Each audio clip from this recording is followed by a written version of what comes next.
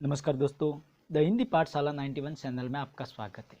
हम पढ़ रहे संपूर्ण हिंदी व्याकरण और आज की हमारी क्लास है उपसर्ग। उपसर्ग में हमारी क्लास नंबर तीसरी है, यानी 3 नंबर क्लास है उपसर्ग की, जिसमें हम पढ़ रहे हैं तद्भव या फिर हिंदी भाषा के उपसर्ग। तो दोस्तों, तद्भव या हिंदी भाषा के उपसर्ग जो होते हैं वो होते हैं 15, यानी हिंदी भाषा के कुल मिलाकर 15 उपसर्ग हैं। और 15 उपसर्गों को आज हम एक एक करके पूरे 15 उपसर्गों को उदाहरण सहित हम अच्छी तरह से समझेंगे। तो ये दोस्तों, बिना देर के आज की क्लास को शुरू करते हैं। तद्भव या हिंदी भाषा के उपसर्ग कुल मिला के 15, जिसमें देखो अ, अद, अन, उ, ओ, उन, नि, पर, बिन, भर, सम, दु, ति, सो, पस, यानी ये 15 उपसर्ग है। कौन कौन से? अ,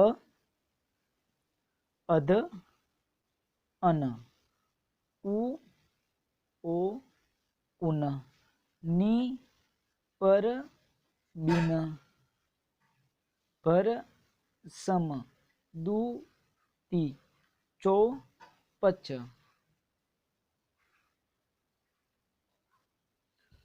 तो दोस्तों, ये 15 उपसर्ग है। अब इनको एक एक करके हम उदाहरण से अच्छी तरह से पढ़ेंगे। देखिए दोस्तों, पहला जो है अ उपसर्ग। हिंदी का अ उपसर्ग जो है, इस अ उपसर्ग का अर्थ होता है नहीं या फिर रहित।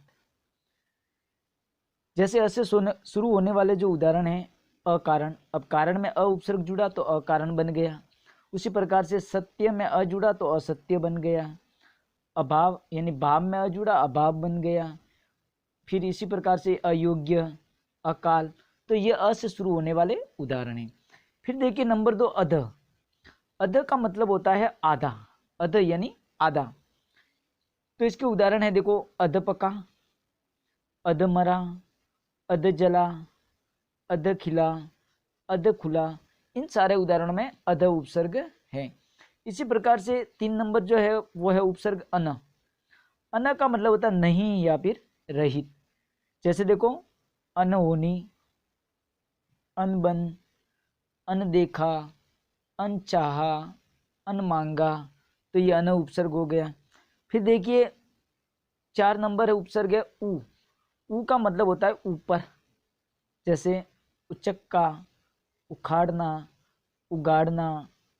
इसी प्रकार से उपसर्ग नंबर 5 औ। औ का मतलब होता है बुरा या फिर विपरीत। जैसे अवतार, अवसर, औघट, औचक, औधड़। ये औ उपसर्ग हो गए। अब देखिए दोस्तों, अगला 6 नंबर जो उपसर्ग है वो है उन। उन उपसर्ग में क्या होता है कि जिसका अर्थ होता है एक कम। उन का अर्थ एक कम।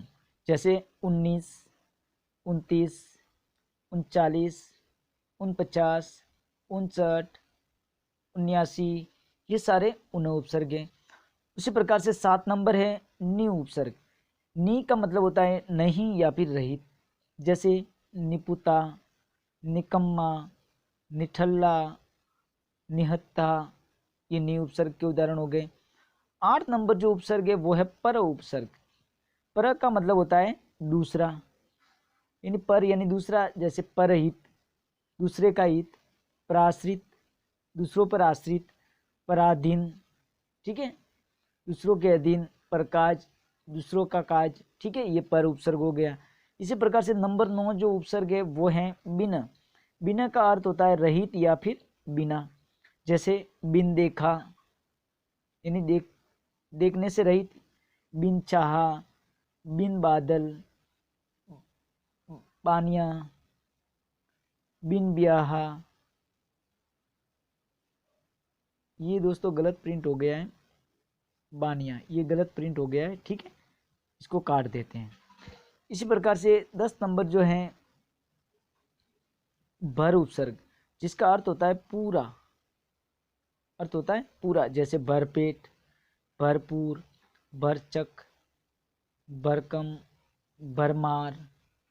फिर आगे देखिए दोस्तों, उपसर्ग नंबर 11। 11 उपसर्ग नंबर है सम। सम का अर्थ होता है समान। उदाहरण है समकोण, समबाहु, समत्रिभुज, समरूप। तो ये सम उपसर्ग के उदाहरण हो गए। फिर देखिए 12 नंबर उपसर्ग है दू, जिसका अर्थ होता है दो। दू का मतलब दो, जैसे दू मुहा, दुलंती, दुधारी, दुनाली, दुगुना, दुपट्टा, ये सारे दू उपसर्ग वाले हैं। इसी प्रकार से 13 नंबर उपसर्ग है ती उपसर्ग।